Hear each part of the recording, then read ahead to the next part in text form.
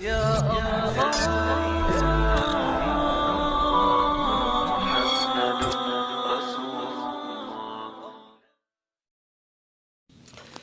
اللہ الرحمن الرحیم۔ خارجی بدعتی لوگ اہل سنت کو بدعتی بنانے میں پورا اپنا زور طاقت صرف کر رہے ہیں، حالانکہ ہے خود بدعتی۔ تو آج ہم ان کی جو بدعت کی دلیل اور تعریف ہے اس کی روشنی میں اس کے سامنے ان کی چند بدعات رکھیں گے، نئے نئے کام رکھیں گے جو دین کے لیے کرتے بھی دین کے لیے، تبلیغ دین کے لیے کرتے ہیں، علم دین کے لیے کرتے ہیں، مساجد کے لیے کرتے ہیں، قرآن پاک کے لیے کرتے ہیں۔ تو ہم ان کی بدعت کی تعریف اور دلیل کے سامنے ان کی بدعت رکھیں گے۔ ان کی بدعت کی تعریف کیا ہے؟ ایاکم محدثات الامور کل محدثۃ بدعہ وکل بدعۃ ضلالہ۔ نئے نئے کاموں سے بچو، نئے کام بدعت ہے اور بدعت گمراہی ہے۔ یہ ان کی دلیل ہے، یعنی اسی حدیث پاک کے ظاہری الفاظ کو ہی وہ دلیل بناتے ہیں۔ دوسری حدیث پاک من سن فی الاسلام میں سنت حسنہ کو چھوڑ جاتے ہیں، جس کے اندر رسول اللہ نے خود فرمایا کہ دین کے اندر نئے امور ایجاد کرنا ان کا ثواب ملے گا، جس سے دین کو فائدہ، مسلمانوں کو فائدہ۔ اب ان کی بدعت کی تعریف کیا ہے؟ یہ تو دلیل تھی ان کی تعریف، یہ ہے کہ جو رسول اللہ اور صحابہ سے ثابت نہ ہو اور دین کے متعلق ہو۔ ٹھیک ہے، آگے مزید یہ دین کے بارے میں یہ تشریح کرتے ہیں کہ ثواب کے لیے کیا جائے تو وہ دین ہے، وہ بدعت ہوگا۔ جو ثواب کے لیے کیا جائے گا وہ بدعت ہوگا، جو ضرورت کے لیے کیا جائے گا وہ بدعت نہیں ہوگا، چاہے وہ دین کے لیے ہو۔ یہ یعنی ان کا ایک چالاکی ہے اور تیزی ہے، اور ایک بہت بڑا ان کا ایک بہانہ ہے، چور دروازہ ہے۔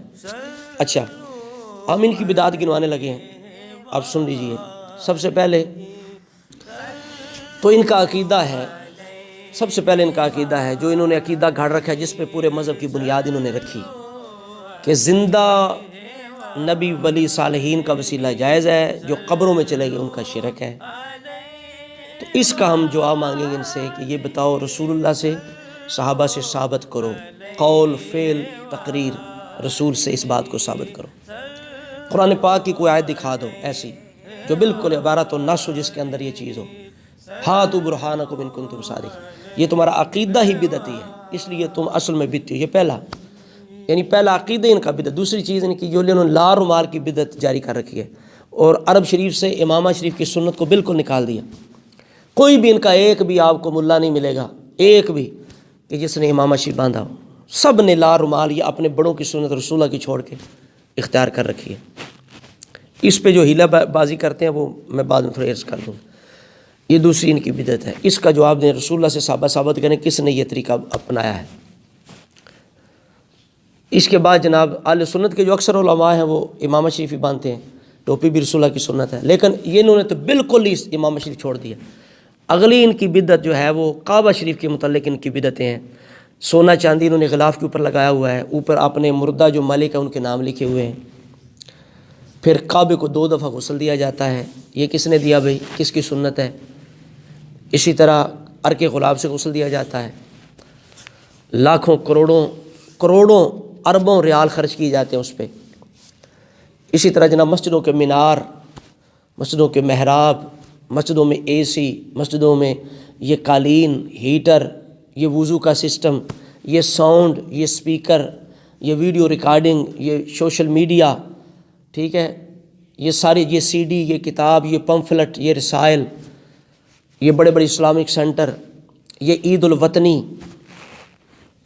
ٹھیک ہے، یہ پورے عرب کے اندر، یعنی پورے سعودیہ کے اندر یہ داڑھی شریف کا مذاق، یہ نوجوان آپ دیکھ لیں اکثر۔ اب یہ ان کی بدعتیں میں نے گنوائی ہیں، اب اس پہ ہیلہ بازی کیا کرتے ہیں وہ میں عرض کر دوں۔ کہتے ہیں ثواب کے لیے کریں تو بدعت ہے، ضرورت کے لیے کریں تو نہیں۔ پہلے تو یہ ضرورت کے لیے جو بدعت کے انہوں نے نیا ایک یہ اصطلاح انہوں نے بنائی اور ایک تقسیم کر دی کہ ضروری بدعتیں اور غیر ضروری بدعتیں، چونکہ ہے تو بدعتیں ہی نا، نہیں ہے۔ باقی رہا یہ جب پھنستے ہیں نا تو کہتے ہیں یہ دین کے لیے کرو تو بدعت ہے، اور دین کے لیے کرنا یہ ہوتا ہے کہ ثواب کے لیے کریں تو۔ اچھا، تو اس پہ یہ ہم سوال کر رہے ہیں ان پہ۔ پہلا سوال ہمارا یہ ہے کہ جتنے تم خرچ کرتے ہو ان بدعات پہ وہ کس کھاتے کے اندر ہیں؟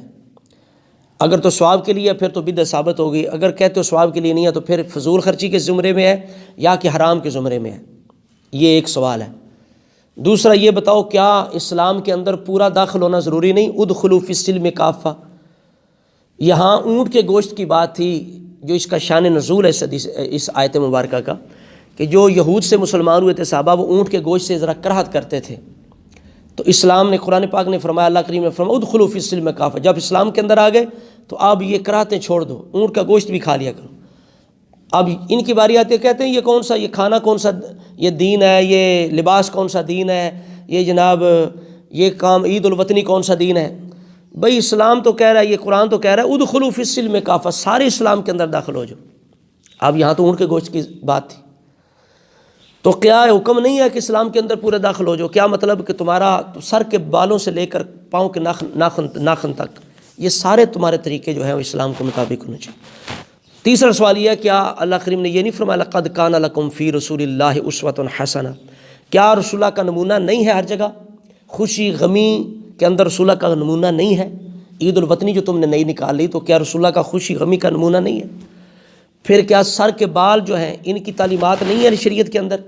پاؤں کے ناخن جو ناخنوں تک کی تعلیمات شریعت کے اندر نہیں ہے؟ سونا جاگنا اٹھنا بیٹھنا کھانا پینا، کیا بندہ مومن آزاد ہے کھانے کے اندر؟ اس کے لیے تو یہ حرام ہے، انما حرم علیکم المیتۃ والدم ولحم الخنزیر وما اہل بہ لغیر اللہ۔ کیا یہ شرطیں نہیں ہیں؟ کھانے کے اندر پابندی کون ہے؟ اسلام حدیں نہیں ہے اسلام کے اندر؟ لباس میں آزاد ہے، ریشمی لباس پہن سکتا ہے، عورتوں کی طرح کے لباس پہن سکتا ہے، باریک چست لباس پہن سکتا ہے۔ تو یعنی ہر جگہ جب اسلام دین موجود ہے تو یہ کون سی تمہاری دینداری ہے، کون سی مسلمانی ہے؟ کہہ دیتے ہو جی یہ ہم دین نہیں سمجھتے، اس کو دین نہیں سمجھتے، اچھی تمہاری دینداری، اچھی مسلمانی ہے۔ اللہ تو فرماتا ہے ادخلوا فی السلم کافہ۔ تو لہٰذا یہ سوالات ہمارے، ان کا جو جواب دینا ہے تم نے، کہ جتنی بدعات کرتے ہو یہ کس کھاتے میں جا رہی ہیں، اور تم دین سے باہر کیوں رہتے ہو، اسلام سے باہر کیوں رہتے ہو؟ رب فرماتا ہے اندر داخل ہو جو، تم باہر نکل جاتے ہو۔ تم کہتے ہو ہمارا سر باہر ہے، ہم اس پہ یہ اللہ رومال اپنا رکھیں گے، ہمارا سر دین کے اندر نہیں ہے، اسلام کے اندر نہیں ہے۔ تو تمہاری یہ تھوڑیاں تمہاری کم دین کے اندر ہیں، اسلام کے اندر ہے۔ دیکھ لے اپنے ریال کے اوپر ہی دیکھ لو، تمہارے جو بادشاہ کی تصویر لگی ہے وہ بھی اس نے بھی مذاق بنایا ہوا داڑھی کا، یہ تمہیں بدعت نظر نہیں آتی؟ اسی طرح یہ سارے جتنے میں نے بدعات گنوائی ہیں، ان کو کلو بدعت دلالہ سے خارج کر کے دکھاؤ، کلو محدثۃ بدعہ۔ اب اور کوئی چیز نہیں چلے گی، کوئی دلیل بہانہ ہیلا نہیں چلے گا۔ اپنی دلیل کو ذہن میں رکھو، اپنی بدعت کی تعریف کو سامنے رکھو، ٹھیک ہے؟ تو اس کا جواب دو۔